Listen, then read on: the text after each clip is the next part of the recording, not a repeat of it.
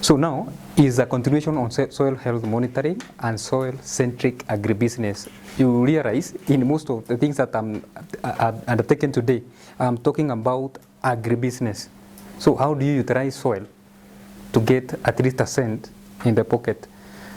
So here we have the aim is to promote sustainable agricultural productivity and climate resilience through integrated soil management systems. So here we have the objectives that I will not go through.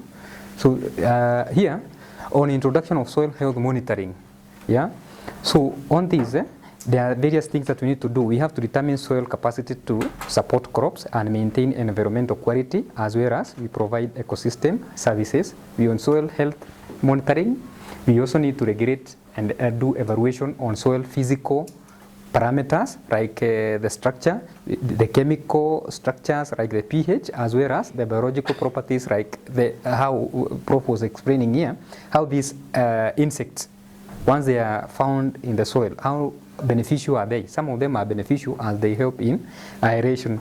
So here we have the importance of soil health, and it will help to promote sustainable land management and productivity. It will also help to detect early signs of soil degradation. You will be able to know that your soil, you are not getting the best yields because your soil nutrients are depleted and the like. Then it will also guide in application and corrective measures like the organic input. You need to do the crop rotation, crop cover, as well as the conservation and the tillage. So we have the modern soil health monitoring systems.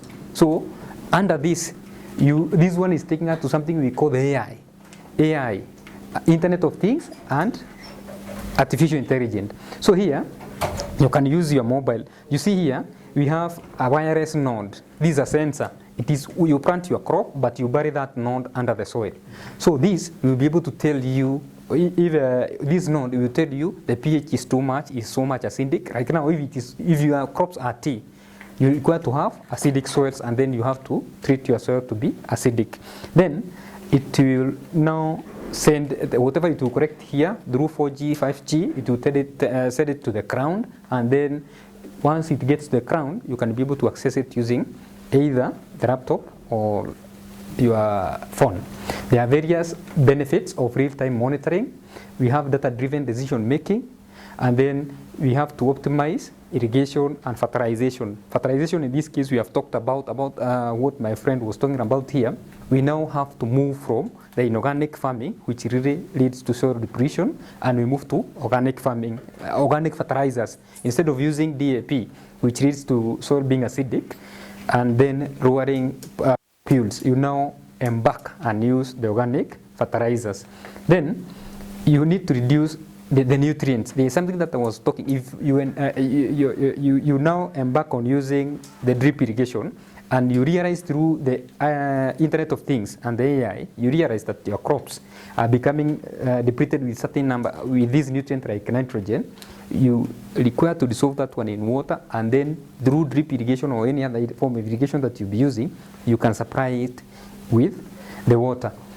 Then we have integrated traditional. You have to integrate, so you don't move from. You have to move from somewhere.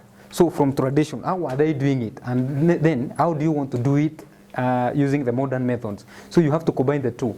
Modern is using remote sensing, GIS mapping, and field sensors. So you have to provide it. It helps once you combine the two. It provides holistic view of soil health.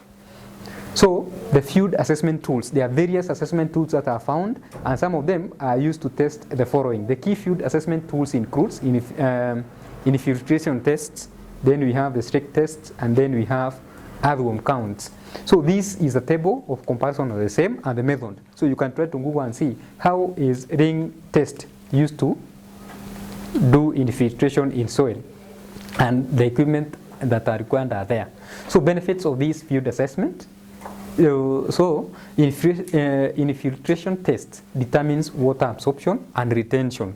So those who are there before me were talking about the retention, water retention. So now, how do you do it? You have to use what we call the infiltration tests. These tests can be incorporated in the AI. They can as well be found in agrochemicals, and then you use the form into your farm. such that they'll be able to do what we call to introduce aeration. Then we have the aggregate and the other soil-centric agribusiness overview. So how do you use business, soil in agribusiness now? So soil health at the heart of the business. So for you to look at soil-centric agribusiness, you must have health soils. And this you have to do various tests, be it biological, be it chemical and physical. All of them has to be integrated, and the core principles are: one is to maintain the organic matter, two, encourage microbial activities, as I was saying, to bring about the aeration. Prof displayed a very nice picture about how these microbial activities occurs, and then we have to prevent soil erosion.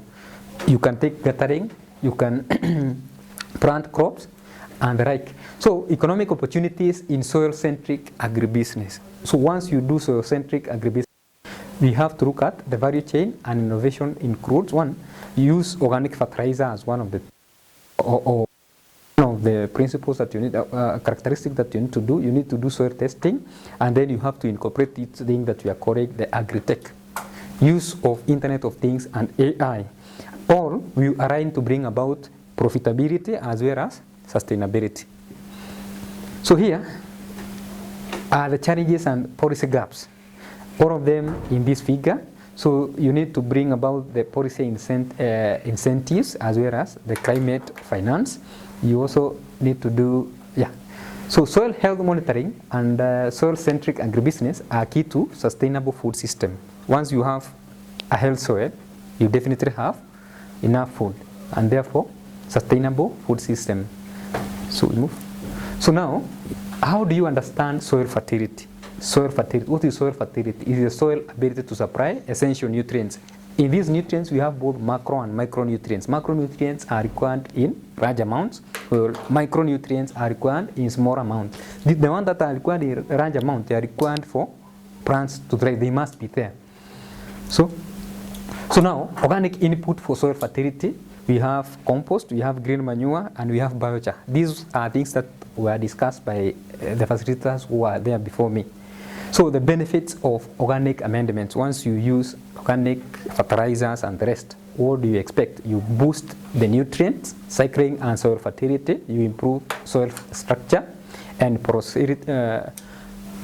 porosity, you also increase moisture retention, and you reduce erosion, as well as you support microbial diversity, and you promote climate smart farming.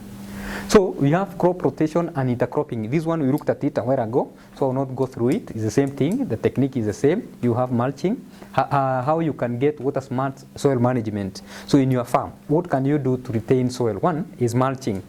This one has been explained. You can do conservation tillage, as well as you try to use as much organic compounds as possible. And then you need to enhance enhancing rainwater infiltration. How water is absorbed. I've given the method.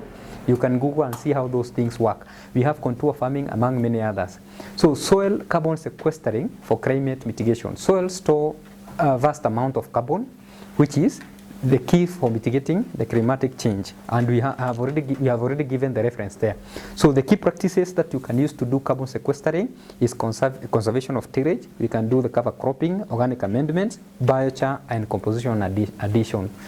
And to wrap it all, there are the core benefits. We have higher fertility, we have improved water retention, as well as enhanced biodiversity. So agribusiness policy and sustainable soil.